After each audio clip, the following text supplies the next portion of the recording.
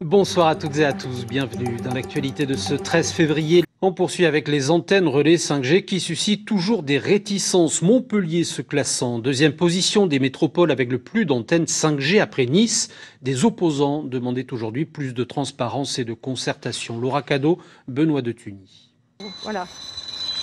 C'est un appareil qui détecte les ondes électromagnétiques et voici le son qu'il émet en cas de surexposition. Là, il y a des dangers. J'ai contacté le professeur Gréco, qui est sur Montpellier. Il m'a indiqué donc qu'actuellement, les normes, c'était 28 et 61 volts par mètre, ce qui correspond aux normes de l'armée américaine qui a fait des tests pendant les années 60 pour une exposition de moins de 30 minutes.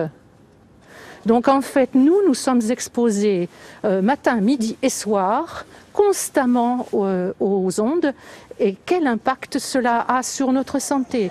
Ces habitantes se sentent en danger depuis que leur quartier à Montpellier a été envahi par la 5G. Ces antennes qu'on reconnaît au petit boîtier ont été installées en septembre dernier. Ces antennes, ce qui est scandaleux, c'est qu'elles sont posées au-dessus des HLM, donc dans des habitations HLM, au-dessus des balcons, sans aucune autorisation, de façon archaïque et profusionnelle, puisqu'en fait on voit qu'il y a plusieurs opérateurs, qu'il y a une distance qui est très courte, qui n'est pas respectée justement.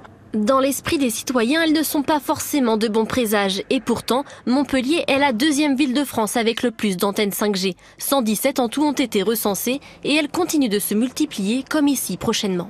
Je suis un peu inquiet par rapport aux risques sanitaires que ça peut créer. Surtout quand on habite à moins de 100 mètres du bâtiment, c'est clair qu'on va pouvoir se poser des questions. On va devoir recouvrir d'aluminium tout le bâtiment.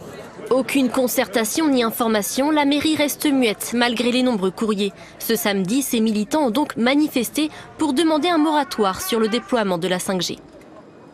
Les maires n'ont malheureusement aucun pouvoir sur les antennes. Donc c'est au gouvernement de prendre une décision en ce sens. On espère que les gens vont se poser des questions, vont réfléchir à ça, sur le mode de société qu'on veut, sur est-ce qu'on en a vraiment besoin, voilà, et qu'il y ait une mobilisation de la population qui fasse que le gouvernement dise peut-être bon ok on arrête. Une action symbolique pour sensibiliser la ville de Montpellier qui chaque mois voit l'arrivée de 30 nouvelles antennes 5G.